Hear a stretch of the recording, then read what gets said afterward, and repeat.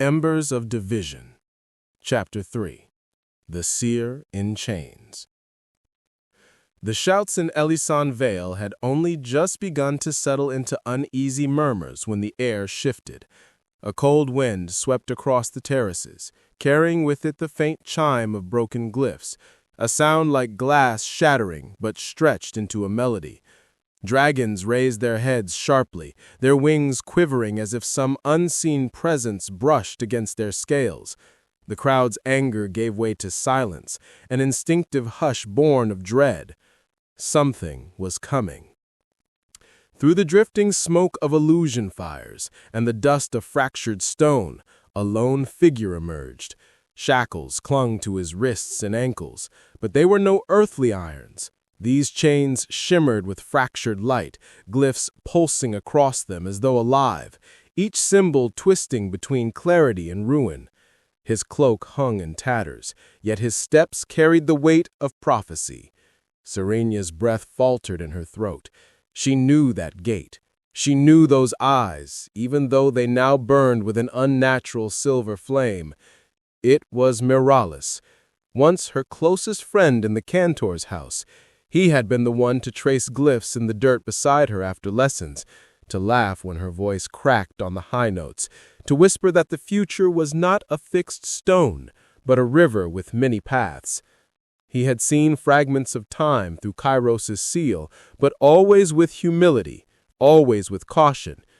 Now his presence radiated something else, inevitability. "Children of Arethes," his voice rang out, deeper than it once was, reverberating as though another spoke alongside him.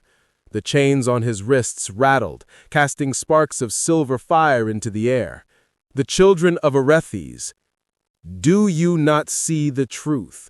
The accord was a lie.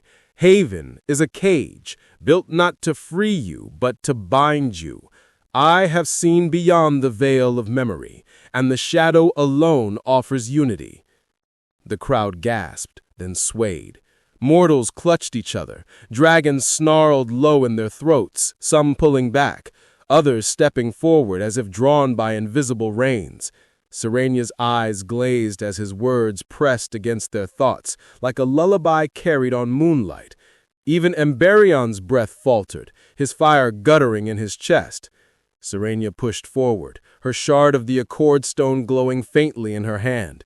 "Miralis," she called, her voice carrying equal parts sorrow and defiance. "You are not free. You are bound.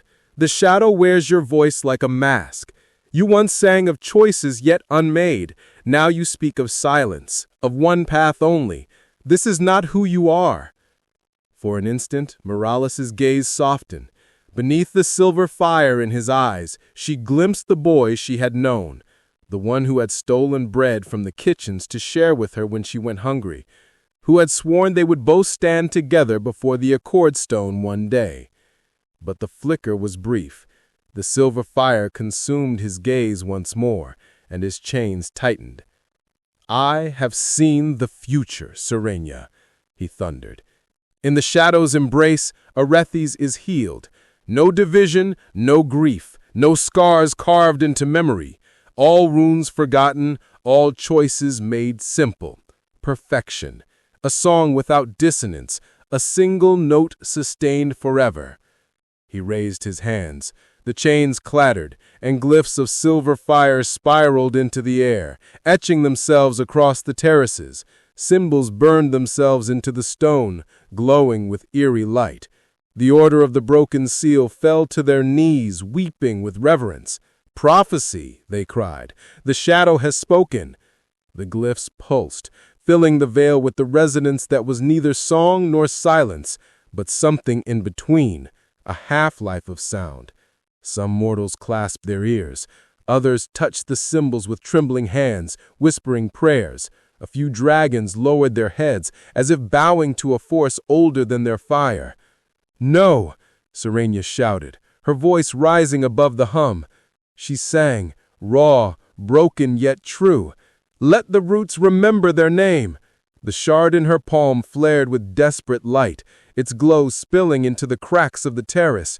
Amberion roared, his fire surging, scattering the nearest glyphs into smoke. Morales staggered. His chains rattled violently, the glyphs on them flickering as if resisting. For a breath, his voice broke.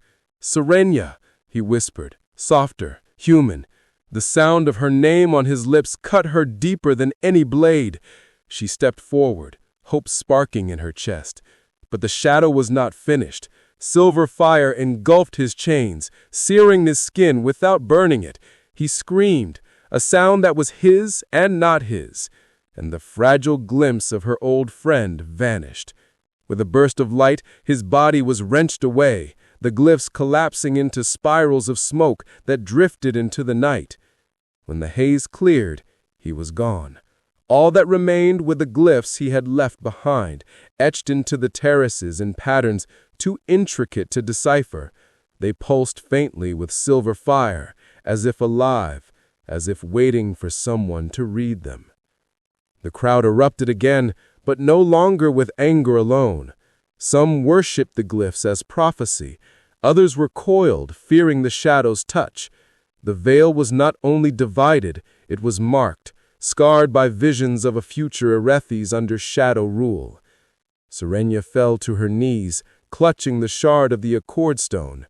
"I will not lose you to silence," she whispered, though Morales was already gone. Amberion lowered his head beside her, his eyes clouded with sorrow. The shadow has stolen a prophet, and prophecy cuts deeper than flame. Serenia looked up at the glowing glyphs, her heart breaking with the knowledge that her friend's visions would spread faster than any fire. The veil would remember his words, his prophecy would take root, and she feared it would bloom into something they could not contain. Enjoying the story? Here's how you can help it grow.